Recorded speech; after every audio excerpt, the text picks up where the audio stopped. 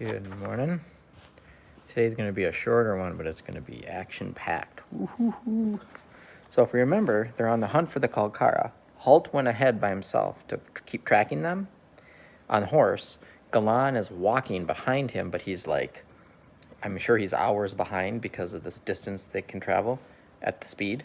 And then Will went back to the castle to get some battle school knights. And so that's where we last left them. Will is getting a little bit of rest.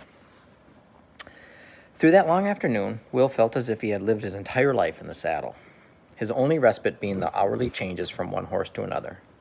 A brief pause to dismount, loosen the girth straps of the horse he had been riding, tighten those on the horse which had been following, then he would remount and ride on. Again and again he marveled at the amazing endurance shown by Tug and Blaze as they maintained their steady canter.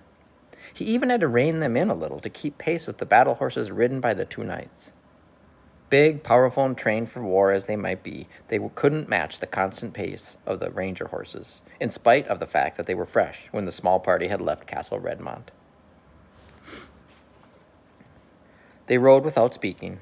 There was no time for idle talk, and even if there had been, it had been difficult to hear one another above the drumming thunder of the four heavy battle horses. The lighter rattle of Tug and Blaze's hooves and the constant clank of equipment and weapons had accompanied them as they rode. Both men carried long war lances, hard ash poles more than 3 meters in length, tipped from a heavy iron point. In addition, each had a broadsword strapped to their saddles, huge two-handed weapons that dwarfed the swords they normally wore in day-to-day use, and Rodney had a heavy battle axe slung at the rear end of pommel of the saddle. It was the lances on which they would place greatest trust, however. They would keep the Kalkara at a distance and so reduce the chance that the knights might be frozen by the terrifying stare of the two beasts.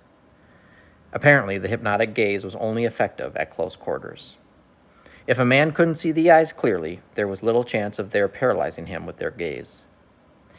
The sun was dropping fast behind them, throwing their shadows out before them, long and distorted by the low-angle light. Harold glanced over his shoulder at the sun's position and called to Will.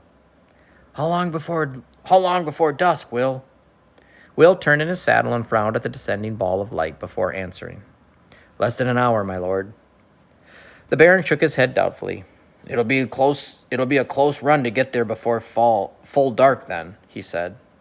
He urged his battle horse onward, increasing speed a little. Tug and Blaze matched the increase without effort, none of them wanting to be hunting the Kalkara in the dark. The hour's rest at the castle had done wonders for Will, but it seemed that it had happened in another lifetime now. He thought over the cursory briefing that Harold had given as they mounted to leave Redmont. If they found the Kalkara at the Gorlan ruins, Will was to hold back while the Baron and Sir Rodney charged the two monsters. There was no complex tactics involved, just a headlong charge that might take the two killers by surprise. If Halt's there, I'm sure he'll take a hand too, but I want you well back out of harm's way, Will. That bow of yours won't make any impression on a Kalkara. Yes, sir, Will said. He had no intention of getting close to the Kalkara. He was more than content to leave things to the two knights, protected by their shields, helmets, and half-armor of chainmail shirts and leggings. However, Harold's next words quickly dispelled any overconfidence he might have had in their ability to deal with the beasts. If the things get to the better of us, I want you to ride for more help. Carl and the others will be somewhat behind us. Find them, then go after the Kalkara with them. Track those beasts down and kill them. Will had said nothing to that. The fact that Harold even contemplated failure when he and Rodney were the two foremost knights within a 200-kilometer radius spoke volumes of his concern about the Kalkara.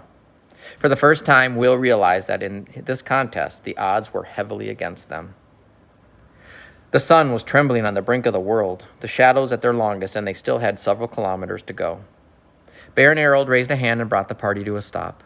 He glanced at Rodney and jerked a thumb at the bundle of pitch-soaked torches each man carried behind his saddle. Torches, Rodney, he said briefly.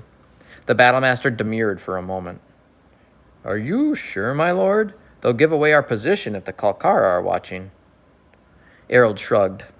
They'll hear us coming anyway, and among the trees we'll move too slowly without the light. Let's take the chance. He was already striking his flint and steel together, igniting a spark that set his small pile of tinder smoking and then flaring into flame. He held the torch in the flame, and the thick, sticky pine pitch with which it was impregnated suddenly caught and burst into yellow flame. Rodney leaned toward him with another torch and lit it in the Baron's flame. Then, holding the torches high, their lances held in place by leather thongs looped around their right wrists, they resumed their gallop, thundering into the darkness beneath the trees as they finally left the broad road they had been following since noon. It was another 10 minutes before they heard the screaming. It was an unearthly sound that twisted the stomach into knots of fear and turned the blood cold. Involuntarily, the Baron and Sir Rodney reined in as they heard it. Their horses plunged wildly against the reins. It came from straight ahead of them and rose and fell until the night air quaked with the horror of it. "Good God in heaven," the Baron exclaimed. "What is that?" His face was ashen as the hellish sound soared through the night toward them, to be answered immediately by another identical howl. But Will had heard the terrible noise before. He felt the blood leave his face now as he realized his fears were being proven correct. "It's the Kalkara," he said. "They're hunting." And he knew there was only one person out there that they could be after. They had turned back and were hunting Halt. "Look, my lord," Rodney said, pointing to the rapidly darkening night sky. Through a break in the tree cover, they saw it, a sudden flare of light reflecting in the sky, evidence of a fire in the near distance. "That's Halt," the Baron said. "Bound to be, and he'll need help." He rammed his spurs into the tired battle horse's flanks, urging the beast forward into a lumbering gallop, the torch in his hand streaming flame and sparks behind him, as Sir Rodney and Will galloped in his tracks. It was an eerie sensation, following those flaming, spitting torches through the trees, their elongated tongues of flame blowing back behind the two riders, causing weird and terrifying shadows among the trees. While ahead of them, the glow of the large fire, presumably lit by Halt, grew stronger and nearer with each stride. They broke out of the trees with virtually no warning, and before them was a scene from nightmares. There was a short space of open grass, then the ground beyond was a litter of tumbled rocks and boulders. Giant pieces of masonry, still held together by mortar, lay scattered on their sides and edges, sometimes half buried in the soft grassy earth. The ruined walls of Castle Gorlan surrounded the scene on three sides, nowhere rising to more than 5 meters in height. Destroyed and cast down by a vengeful kingdom after Morgreth had been driven out of his keep and back into the mountains of rain and night. The resulting chaos of rocks and sections of tumbled wall was like the playground of a giant child, scattered in all directions, piled carelessly on top of one another, leaving virtually no clear ground at all. The whole scene was illuminated by the leaping, twisting flames of a bonfire some 40 meters in front of them.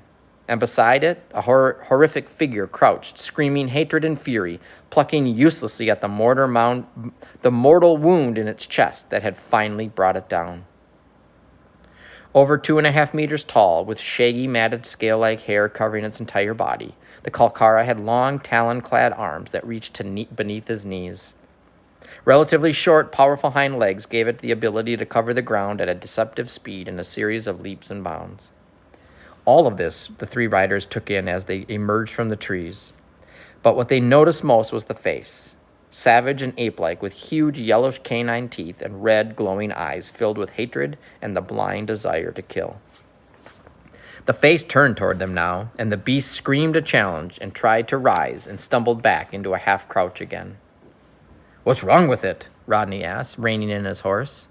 Will pointed to the cluster of arrows that protruded from its chest. There must have been 8 of them, all placed within a hand's breadth of each other. "Look," he cried. "Look at the arrows." Halt, with his uncanny ability to aim and fire in a blur of movement, must have sent a volley of arrows, one after the other, to smash into the armor-like matted hair, each one widening a gap in the monster's defenses until the final arrow had penetrated deep into the flesh. Its black blood ran in sheets down its torso, and again it screamed its hatred at them. "Rodney!" yelled Baron Erold. "With me, now!" Dropping the lead rein in his spare horse,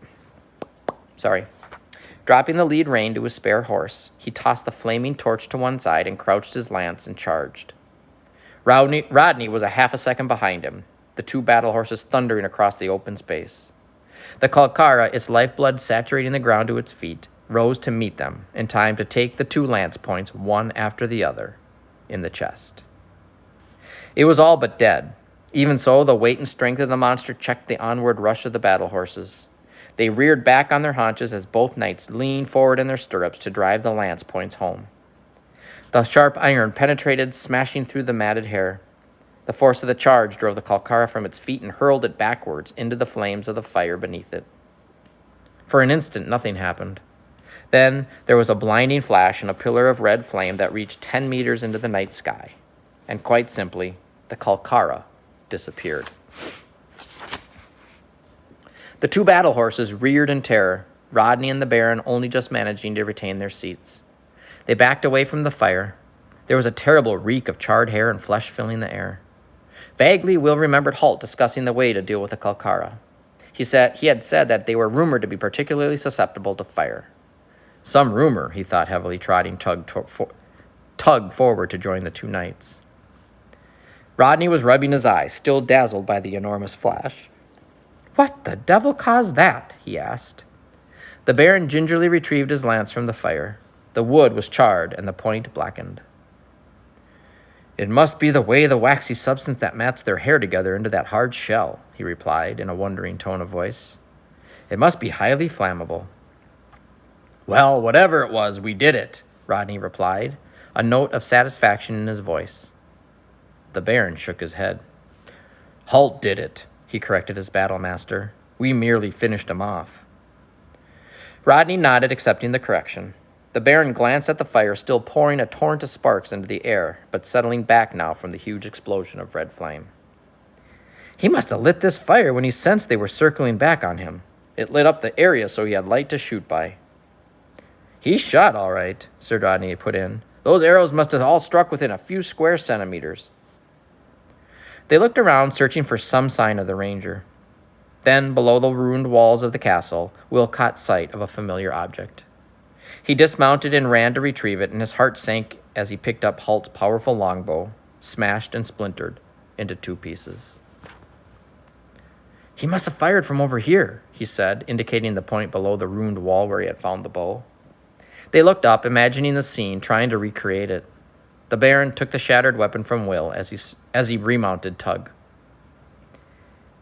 And the second Kalkara reached him as he killed its brother," he said. "The question is, where is Halt now? And where is the other Kalkara?" That was when they heard the screaming start again. Told you it was going to be short. It's going to be good. I wonder what's going to happen.